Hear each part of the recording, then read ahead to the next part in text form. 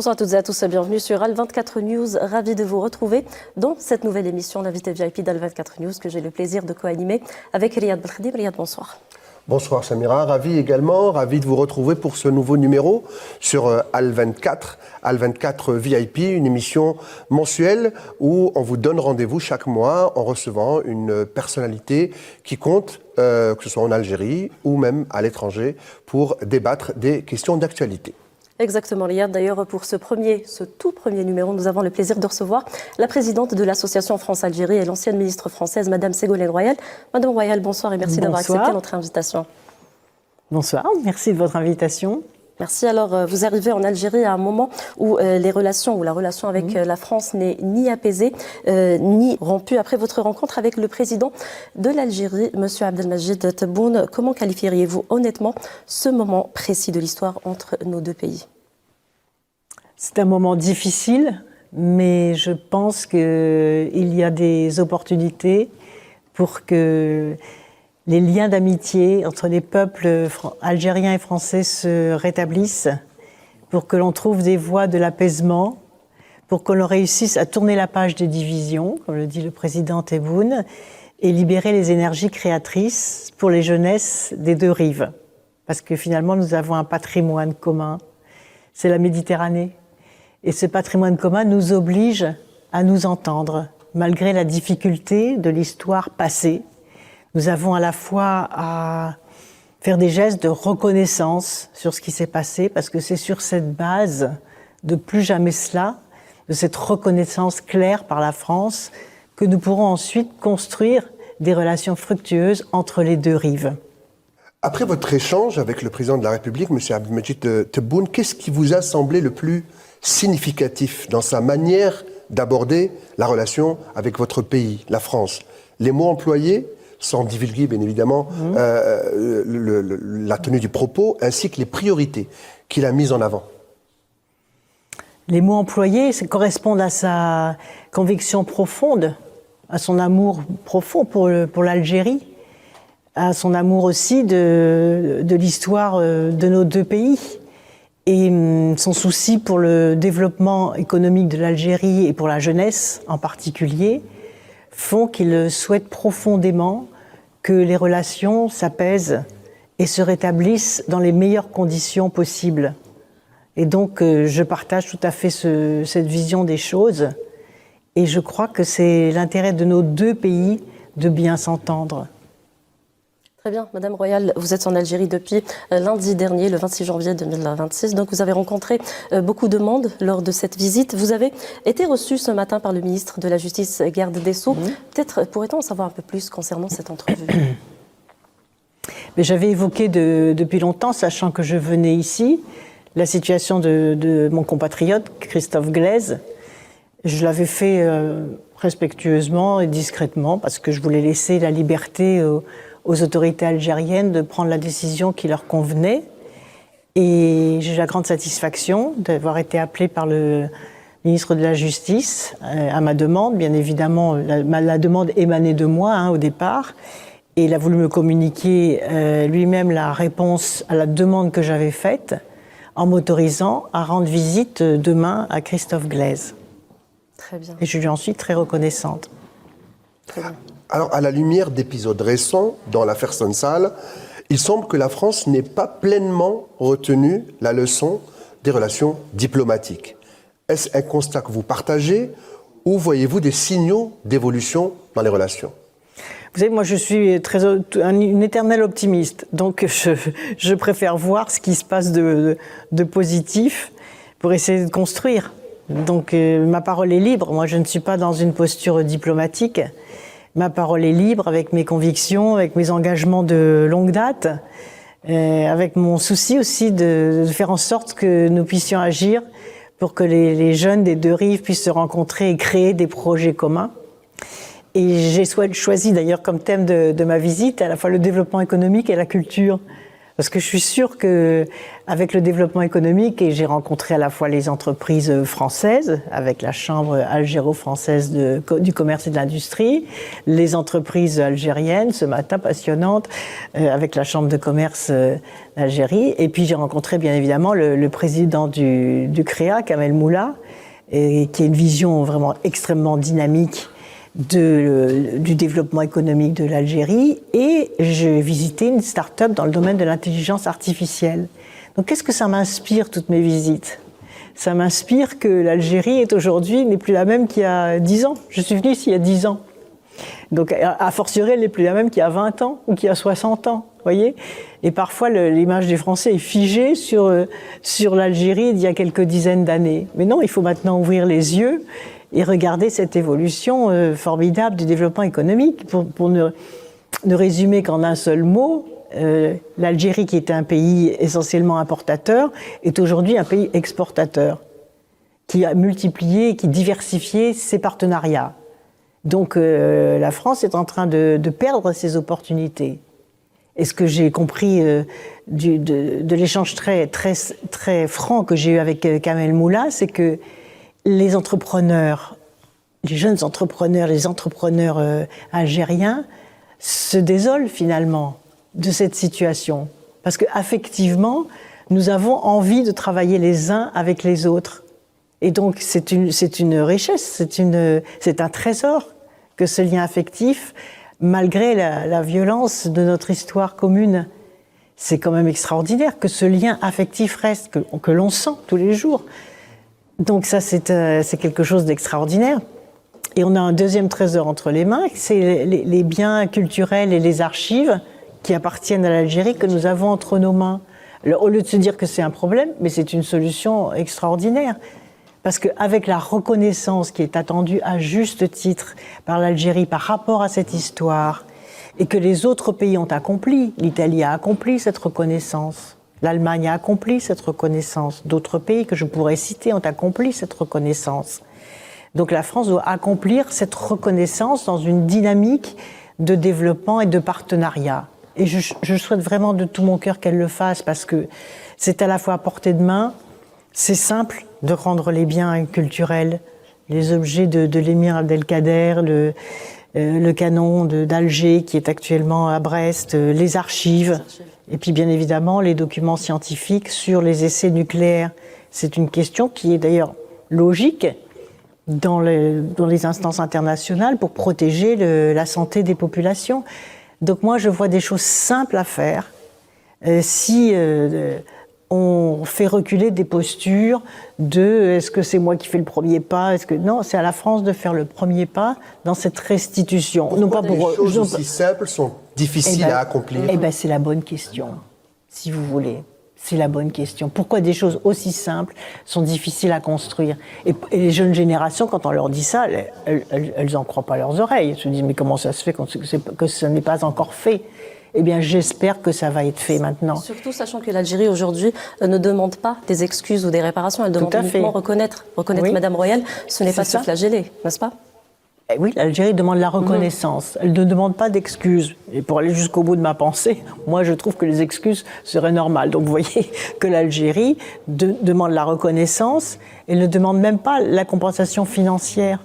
Donc, vous voyez, c'est à la fois de l'ordre du devoir moral, des principes, mais il ne s'agit pas de rendre des objets pour rendre des objets. Le fait même de rendre les objets, c'est le signal de la reconnaissance.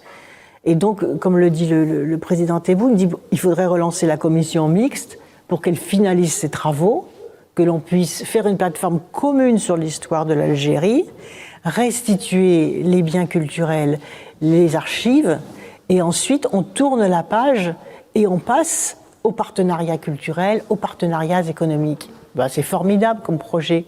C'est exceptionnel, c'est extraordinaire. Et nous le devons aux jeunes générations des deux rives qui ont envie de se rencontrer, qui ont envie de faire des choses ensemble, qui ont envie d'échanger. Alors, nous allons maintenant parler d'un sujet qui structure les liens historiques, puisqu'on a commencé à en parler, entre nos deux pays. L'Assemblée populaire nationale a récemment adopté la loi criminalisant la colonisation française. Au-delà de sa portée juridique, bien évidemment, ce texte répond à une attente profonde et ancienne de la société algérienne. Quel regard portez-vous sur cette demande populaire, longtemps exprimée, mais rarement entendue à sa juste mesure ? Mais elle correspond à ce qu'a dit la France à un moment, puisque même Emmanuel Macron, au début de sa prise de fonction, a parlé de la colonisation comme crime contre l'humanité. Et pour vous dire la vérité, moi je pensais que c'était déjà adopté dans la loi algérienne. Et en plus, je préside une association qui a été présidée par Germaine Tillon. Germaine Tillon, qui est une grande résistante, qui est rescapée de Ravensbrück, qui a résidé en Algérie et qui a été la première à dénoncer les crimes, les tortures, les crimes de la colonisation et ce qu'elle a appelé la dépossession coloniale. Et elle avait même pris des initiatives tellement elle était choquée que les enfants algériens n'aient pas le droit d'aller à l'école. Elle avait pris des initiatives pour créer des centres, justement, d'animation, pour des centres sociaux, pour que les enfants puissent aller à l'école et puissent être soignés. Donc, vous voyez, ça n'est pas d'aujourd'hui, tout cela. Donc, c'est le moment de dire les choses avec humilité, avec simplicité, que la France reconnaisse ses faits, et parce qu'il y a eu énormément de souffrance aussi du côté français. Énormément. Vous savez, il y a 1 500 000 jeunes appelés, âgés de 20 à 22 ans, qui ont été arrachés à leur ferme, beaucoup de paysans, qui ont été arrachés à leur ferme pour être envoyés en Algérie, dans les conditions que l'on connaît, avec les ordres abominables que l'on connaît. Mais ça, c'est une souffrance. Ils ont été traumatisés à vie. Donc, il n'y a pas de hiérarchie entre les douleurs. Et certains ne veulent pas, justement, cette reconnaissance, que la France donne cette reconnaissance, parce qu'ils pensent qu'il y a une hiérarchie entre les douleurs. Mais non, toutes les douleurs découlent de la colonisation, des abus de la colonisation.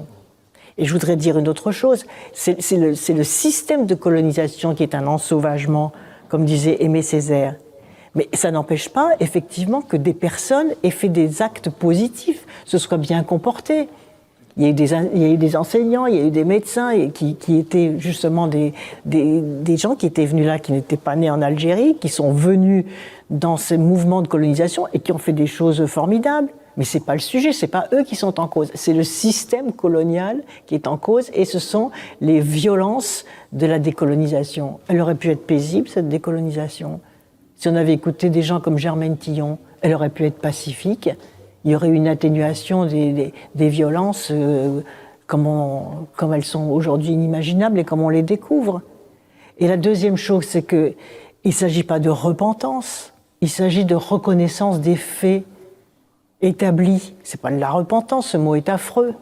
De même qu'il n'y a pas d'hérédité dans la culpabilité. Ceux qui ont peur en disant on n'est pas responsable de ce qui s'est passé, vous n'êtes pas responsable, il n'y a pas d'hérédité dans la culpabilité, mais ça ne vous empêche pas de reconnaître les faits historiques. Vous voyez, c'est paisible, c'est simple, c'est scientifique.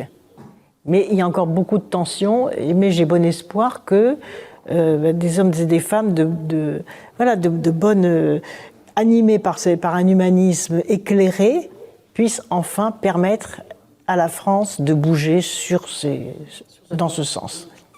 Madame Royal, vous avez parlé du canon de Brest, des archives, mais également des effets personnels de l'émir Abdelkader. Un autre dossier qui est très important, celui relatif aux explosions nucléaires et les essais chimiques menés dans le sud algérien. La question n'est pas seulement celle des archives, mais celle également des vies, des territoires et du aussi temps lent. Est-ce que ce dossier, ou est-ce le dossier peut-être que la France redoute le plus aujourd'hui ?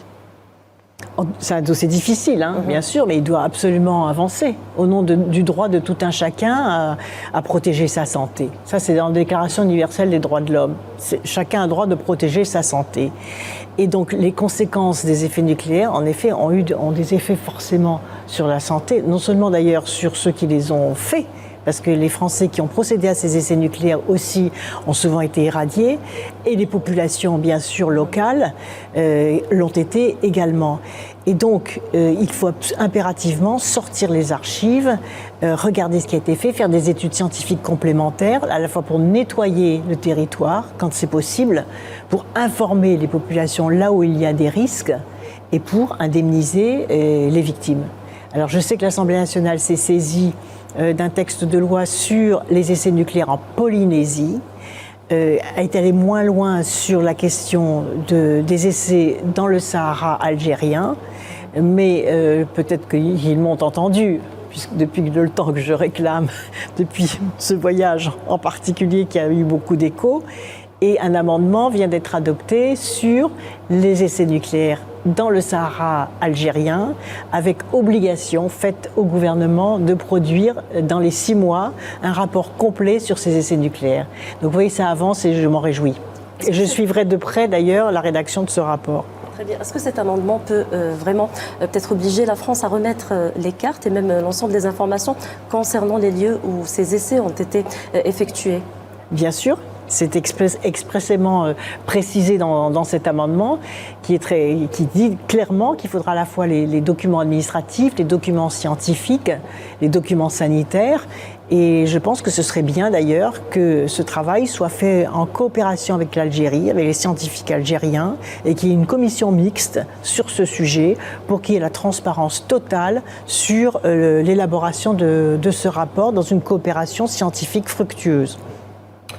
Madame Royal, en parlant de ce chapitre, vous avez employé des mots très forts, à savoir domination, violence indigne, histoire blessée.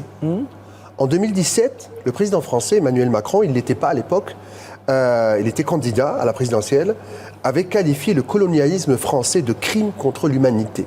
Aujourd'hui, l'Algérie, sous la présidence de M. Abdelmadjid Tebboune, ne demande que la reconnaissance de ces crimes.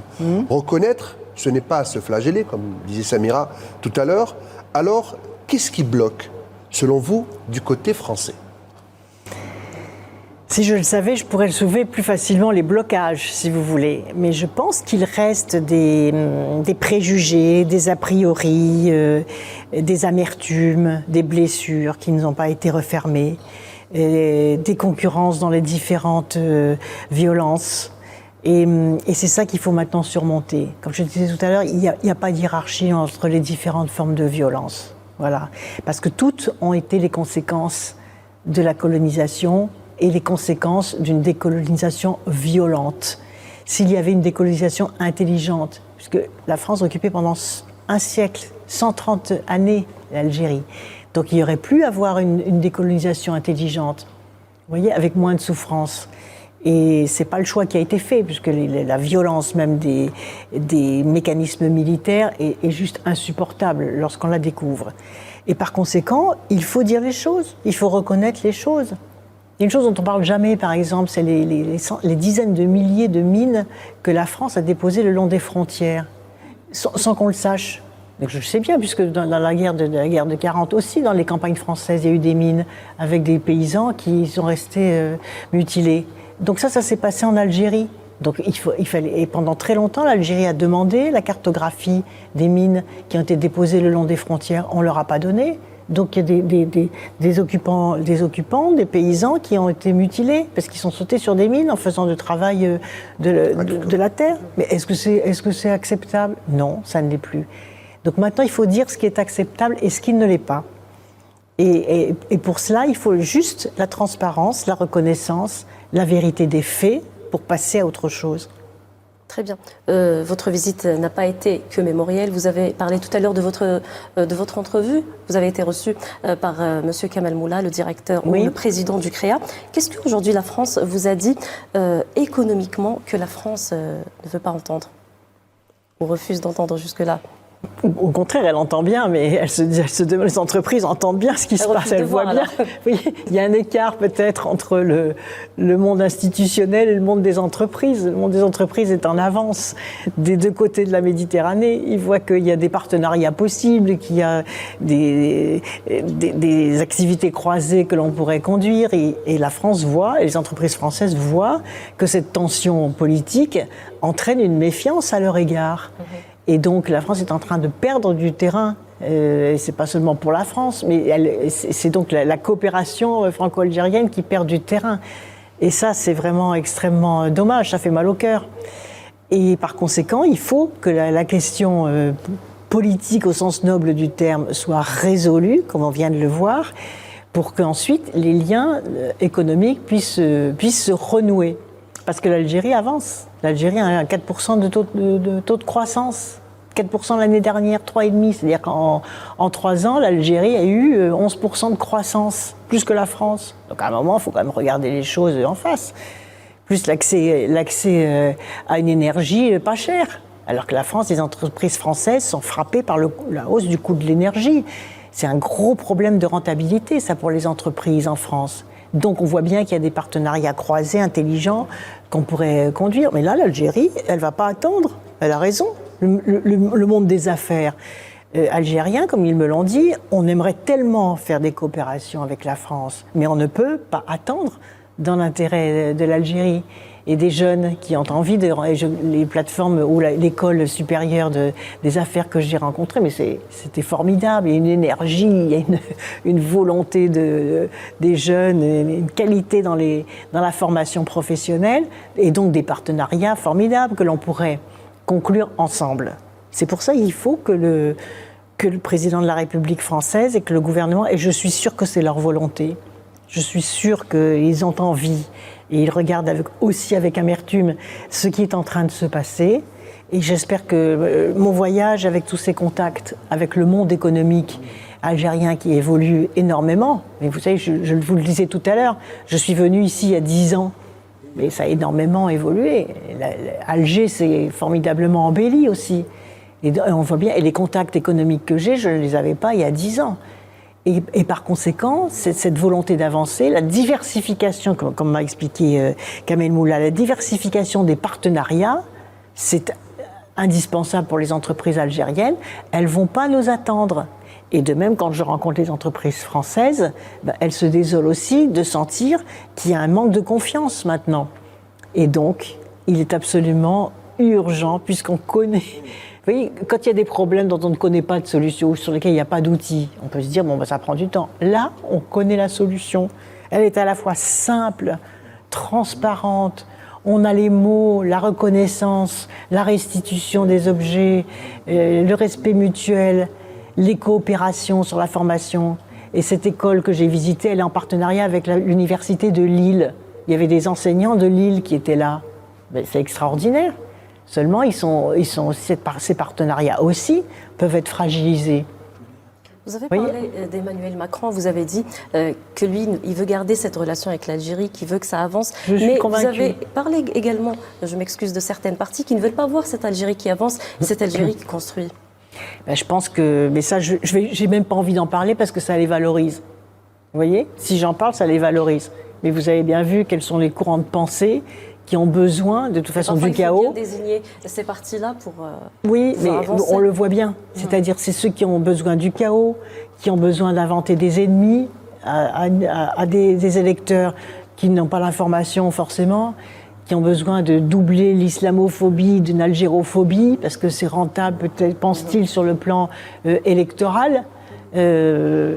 Voilà. Et donc, quand il y a un calcul électoral lié à des prises de position qui sont contraires aux intérêts de la France, parce que ces gens-là prennent des positions contraires aux intérêts de la France. L'intérêt de la France, c'est d'avoir une bonne relation politique et économique avec l'Algérie. Mais l'Algérie, nous avons ce patrimoine commun qu'est la Méditerranée, je le disais, avec une grande frontière méditerranéenne. C'est la porte d'entrée vers l'Afrique. C'est le plus vaste pays d'Afrique. C'est un pays en croissance, qui a de l'énergie bon marché, qui a des jeunes bien formés, qui ont envie d'aller de l'avant. Mais vous vous rendez compte, c'est une opportunité extraordinaire. Avec l'ensemble du Maghreb d'ailleurs, c'est pas, je n'oppose pas les uns et les autres, avec l'ensemble du Maghreb et cette frontière méditerranéenne, nous avons des partenariats formidables à construire, bien sûr. Et il faut aller vite. Je veux dire, parce que le basculement, il va se faire. Un jour, il sera trop tard. Et les entreprises me le disent. Je dis, un jour, si ça ne se renoue pas, un jour, il sera trop tard. Et moi, je vais vous dire une chose. Il faudrait que le président du MEDEF vienne ici à Alger. Il n'est toujours pas venu à Alger. Donc aussi, il faut que les gens apprennent à avoir une relation d'égal à égal. Pourquoi ce serait toujours les Algériens qui vont se déplacer ? C'est difficile pour une certaine frange en France de parler avec l'Algérie d'égal à égal. C'est difficile. Je pense qu'il reste des réflexes, peut-être, j'espère inconscients, d'une sorte d'inégalité de traitement.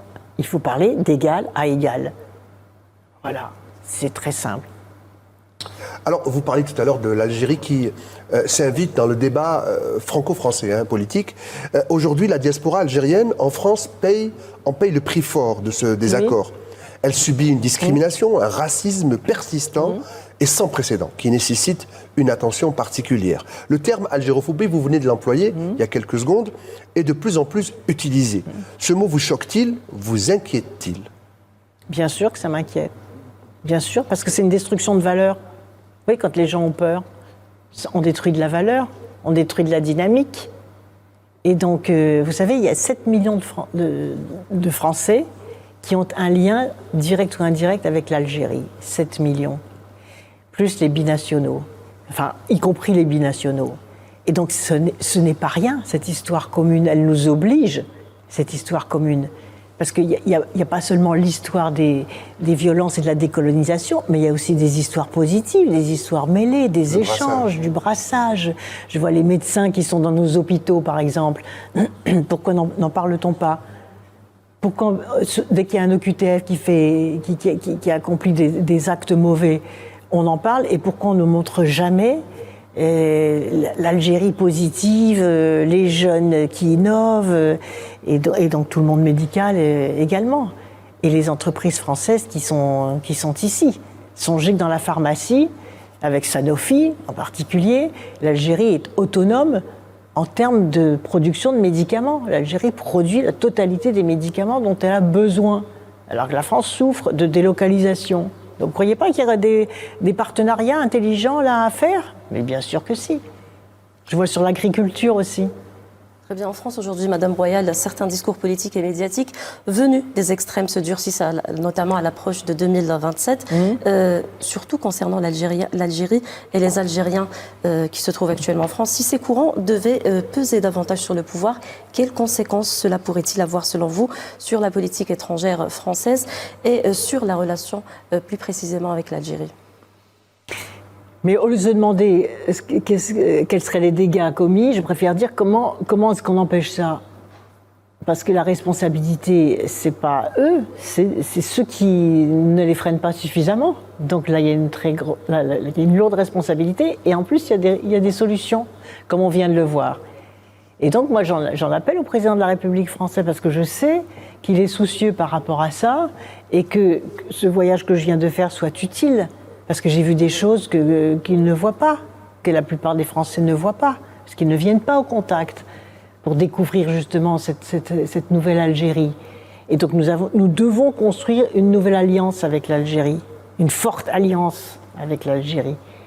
Au même titre qu'avavec les pays voisins. Je ne dis pas ça du tout par rapport à d'autres pays du Maghreb, parce que je pense que tout le Maghreb est une force aussi solidaire. Si le Maghreb était solidaire, ça ferait aussi une très grande force sur le nord de l'Afrique. Et par rapport à l'Europe, pourrait peser par rapport à l'Europe. Mais c'est une autre histoire. Je dis ça parce que je ne veux pas, comme j'entends certaines de personnes qui m'attaquent, que je fais un choix de tel pays par rapport à tel autre. Sûrement pas. Mais l'Algérie, c'est notre partenaire aussi, avec lequel les liens se sont distendus, se sont abîmés, et que nous avons la responsabilité de reconstruire. Et si nous le reconstruisons, si nous arrivons à reconstruire, c'est-à-dire à donner une nouvelle image de l'Algérie qui correspond à sa réalité, une nouvelle fierté de l'Algérie qui correspond à la réalité, et pas cette condescendance permanente ou ce rapport inégal, à ce moment-là, les préjugés reculeront. Parce qu'il y a plein de gens qui ne connaissent rien, qui écoutent juste le son de cloche de ceux qui attisent les haines.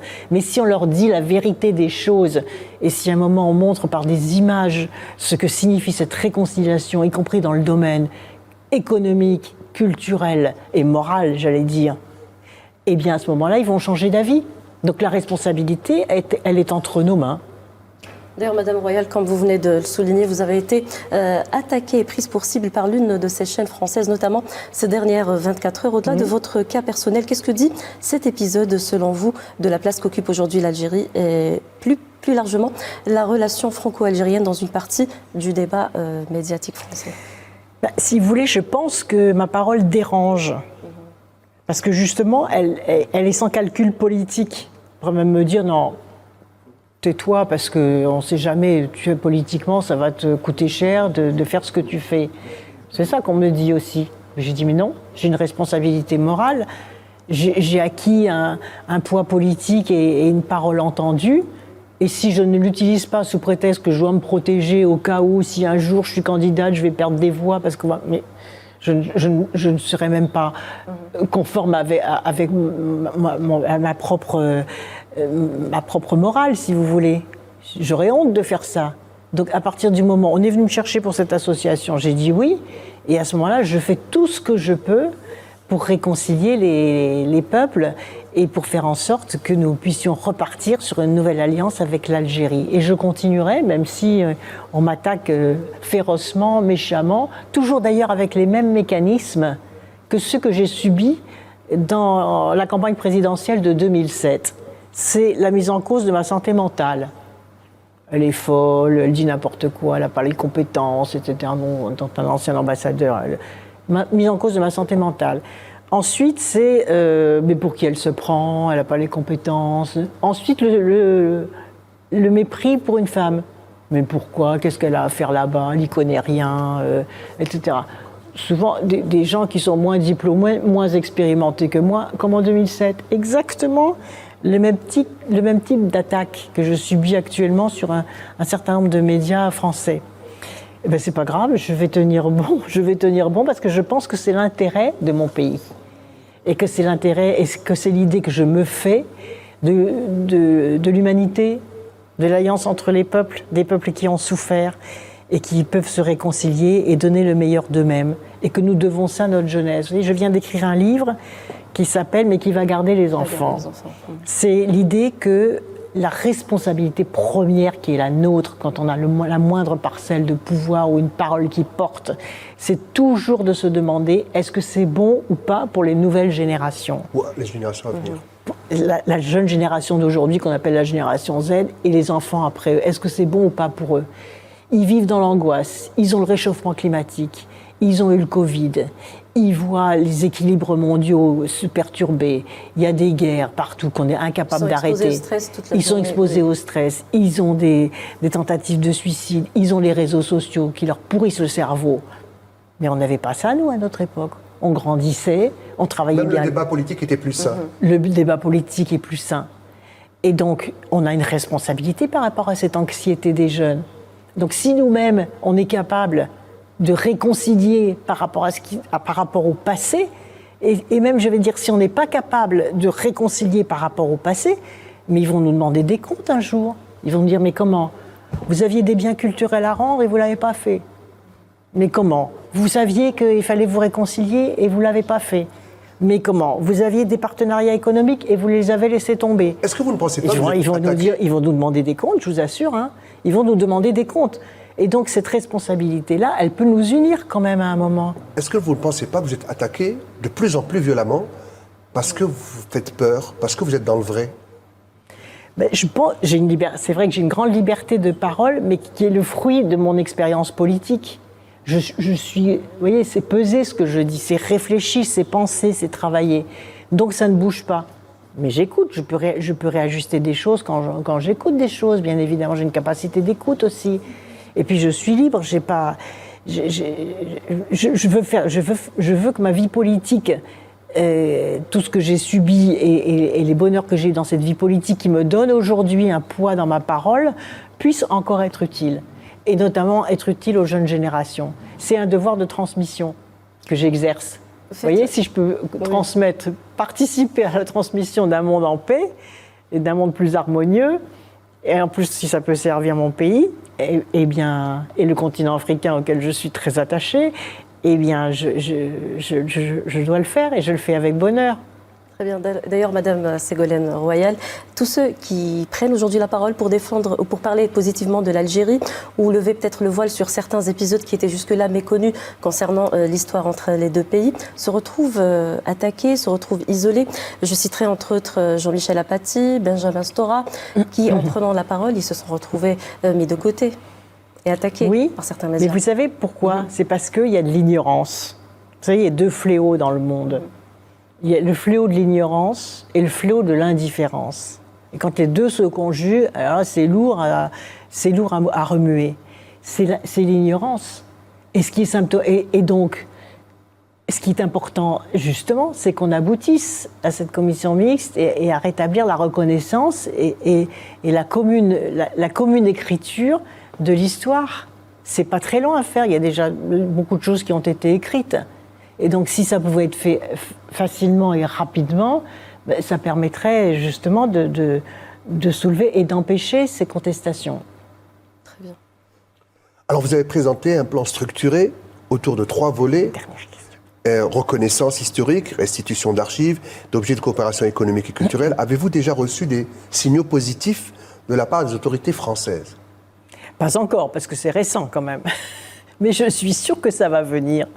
Regardez, bizarrement, ou plutôt positivement, au Sénat, il y a 2 jours, a été votée une loi sur la restitution des biens culturels. Les sénateurs, jusqu'alors, étaient farouchement opposés. Ça fait des années et des années que l'on parle de cette loi. Tiens, il y a 2 jours, ça a été voté au Sénat. Ben voilà, réjouissons-nous. Les essais nucléaires. Tiens, ce matin, ça a été voté à l'Assemblée nationale. Donc c'est positif. Et je pense que si l'on peut, avec une parole simple et des solutions simples, apporter au président de la République, Emmanuel Macron, de quoi renouer le fil, je ne comprendrais pas qu'il ne le saisisse pas. Et je préfère penser qu'il va le faire. Très bien, pour conclure, après ce séjour, après vos rencontres notamment, qu'est-ce que l'Algérie vous a peut-être appris en tant que responsable politique, mais en tant que femme qui regarde cette relation avec lucidité? Quelle réalité allez-vous aujourd'hui rapporter en France avec vous, Madame Royal? C'est une vaste question. Plein de choses. Je pense que l'affection peut-être. L'amitié, les gens que je rencontre, que je ne connais pas, même qui sont heureux de me voir. Vous voyez, c'est précieux, ça, je trouve. Ce lien affectif, c'est précieux. Ce sentiment, ça y est, on est tous les 2 rives de la Méditerranée qui dialoguent, c'est la première chose. Et ce que j'ai découvert aussi, c'est les jeunes générations dans les grandes écoles. Ça, c'est formidable, avec les partenariats sur l'enseignement supérieur, la volonté de créer, d'agir. Le CREA, par exemple, les chambres de commerce, c'était passionnant. Là, dans la diversité des secteurs économiques, de l'agroalimentaire, en passant par l'énergie, la pharmacie, l'intelligence artificielle, voilà, la fabrication des bijoux, la fabrication des faïences. Ce matin, par exemple, des carreaux de faïence. Et c'est comme ça qu'on apprend des choses. Vous voyez, la faïence, avant, il y avait des partenariats, par exemple, avec Toulouse. Toulouse était la capitale de la brique en France. Et ensuite, ça n'a pas été suffisamment rentable, malheureusement. Et donc, il y avait des partenariats très forts avec l'Algérie sur la fabrication des briques, parce que l'Algérie était autosuffisant aussi en termes de fabrication de briques, donc avec la continuité sur la faïence. Et donc, comme ça a été fermé en France, aujourd'hui, les partenariats se font avec d'autres pays. Donc, si ces partenariats avaient été solides et noués, il y aurait une répartition du travail, du savoir-faire, du transfert de savoir-faire, mais en même temps des matières premières, des choses intelligentes qui peuvent se faire pour compléter les compétences dans des domaines extrêmement variés. Et donc, moi, j'ai bon espoir. En tout cas, il y a des champs d'action et d'échange dans une Algérie qui est en train de se développer, de s'ouvrir au monde, de donner aux jeunes une place dans la formation et dans la création d'activités. Et la France a tout intérêt à faire cela. On aimerait entendre votre mot de fin. Vous êtes la présidente de l'association France-Algérie. Oui. Au moment où l'on parle, la relation entre la France et l'Algérie est très compliquée. Très compliquée. Quels sont vos espoirs en tant que présidente de l'association ? Mon espoir, c'est que l'intelligence l'emporte, si vous voulez, que la modestie l'emporte, et que les voix qui sont toujours dans un rapport de force, dans un solde pour un solde de tout compte. Qu'est-ce que j'entends aussi de « mais qui va faire le premier pas » mais non, mais ils vont nous humilier si on fait le premier pas. Mais c'est insupportable, je veux dire. Vous savez, les techniques toutes simples de médiation, C'est celui qui, effectivement, c'est celui qui est un peu responsable qui fait le premier pas. Donc, c'est pas l'Algérie qui est responsable de sa propre colonisation. Donc, c'est à la France de faire le premier pas. Et en plus, la France a une chance extraordinaire, je vous l'ai dit tout à l'heure. Elle a les outils pour le faire avec la restitution. Elle pourrait avoir la volonté. Ici, il y a des secteurs économiques qui ne demandent qu'à coopérer et réciproquement. Mais un jour, si le temps passe trop, c'est la France. C'est la France qui sera pénalisée parce que le monde bouge. Les jeunes générations vont aller de l'avant et elles vont dire on ne nous a même pas donné cette satisfaction, mais elles vont aller de l'avant. Vous voyez, parce qu'elles peuvent dire non. Parce que les jeunes générations, on pourrait dire, ça ne nous concerne pas, un peu comme certains l'ont dit, mais ça ne nous concerne pas, fermer la page, etc. Non, parce qu'on sait que psychologiquement, si vous voulez, quand nos parents, nos grands-parents ont subi des traumatismes dans tous les domaines, que ce soit des traumatismes personnels, des guerres, des conflits, des violences, ça se transmet à l'enfant, même quand l'enfant n'en a pas été témoin. Ça se transmet dans l'inconscient. Et donc, on a aussi ce devoir, on pourrait dire, vis-à-vis des jeunes générations, on va mettre les choses sous le tapis, on ne le fait pas. Non, ça se transmet dans l'inconscient, cette non-reconnaissance. Donc faisons-le aussi pour les jeunes générations. Et ma conviction profonde, c'est que si on déclenche des partenariats et des nouvelles alliances avec de la créativité culturelle, économique, etc., qui ne demandent qu'à se développer, la question de la mémoire va se traiter de façon tellement évidente. Vous voyez, les deux vont aller ensemble. C'est dans le mouvement que ça va se résoudre, la question de la mémoire. Mais il faut un geste initial de la France. Alors, ceux qui m'attaquent actuellement en France viennent dire que j'attaque la France depuis l'Algérie. Ce n'est pas une attaque de la France, c'est au contraire un conseil dans l'intérêt de la France. Et ceux qui sont contre cette nouvelle alliance agissent contre les intérêts de la France. Et ils le savent. Mais ils le font quand même parce qu'ils savent qu'ils en attendent une rentabilité électorale. Et ça, il faut aussi le dire pour que les électeurs, dans leur sagesse, comprennent la façon dont ils sont instrumentalisés à leur insu. Très bien. Madame Royal, merci encore une fois d'avoir accepté notre invitation et merci d'avoir pris le temps de répondre à toutes nos questions malgré votre emploi du temps très serré. Merci beaucoup. Et merci d'avoir accepté l'invitation de ce premier numéro du VIP Al24. Vous êtes notre marraine et j'espère que vous allez nous porter chance. À bientôt. À bientôt. Merci à vous également, Liad. Merci, Samira. Merci, chers téléspectateurs. C'est ainsi que nous arrivons à la fin de ce premier numéro. Merci de l'avoir suivi. Excellente soirée à tous et à tous.